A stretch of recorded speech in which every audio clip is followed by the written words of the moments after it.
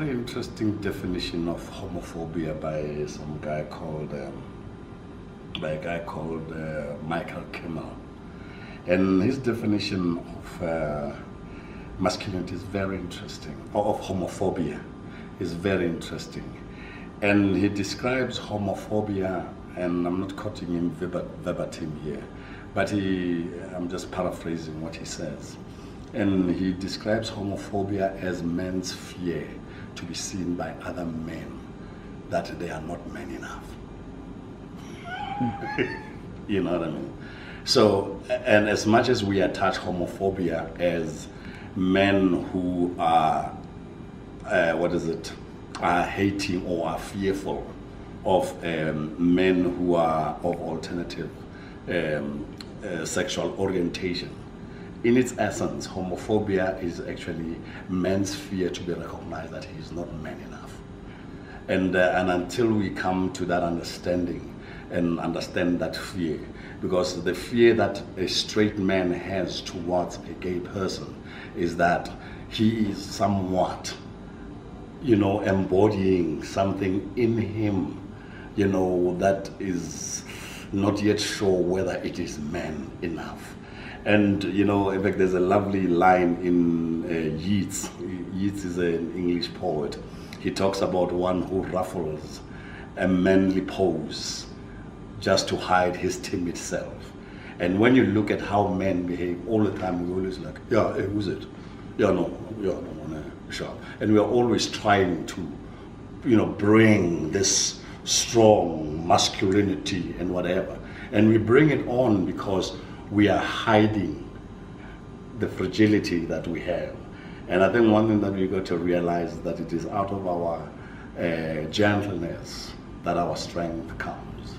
If you look at how, for instance, like martial arts, like Kung Fu and Tai Chi, it is strength that comes out of, almost like a gentle move. And also, I think it's a Chinese saying of sorts that if you are, if you are as pliable as a blade of grass, you never break. When the strong wind blows, you actually just lie in the direction of the wind, and when the wind has passed, you rise up to assume your position again. And I think if we can understand that sometimes when you seem like you are weak, if you let that storm to pass, and it will pass, you come and regain your strength and your poise in life.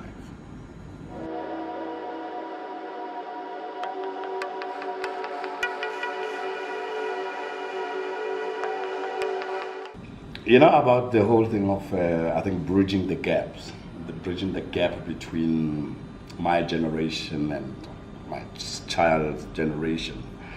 It is one of those that I think men have, or fathers have got to take responsibility for.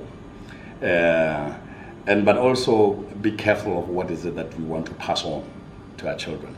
And I think we've got to pass on to them a sense of responsibility, a sense of knowing that they matter, and a sense of knowing that every action that they are doing is going to have its own consequence, And one of the things that I impressed upon my boys is to say to them, respect your sperm,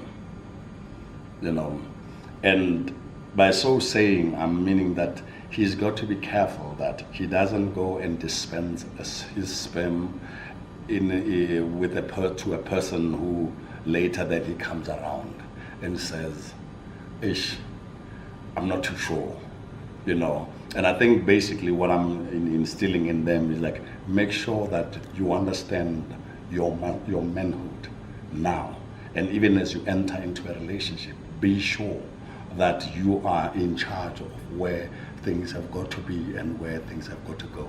Because at the end of the day, there is no woman who doesn't want their child to be raised by the man who made them.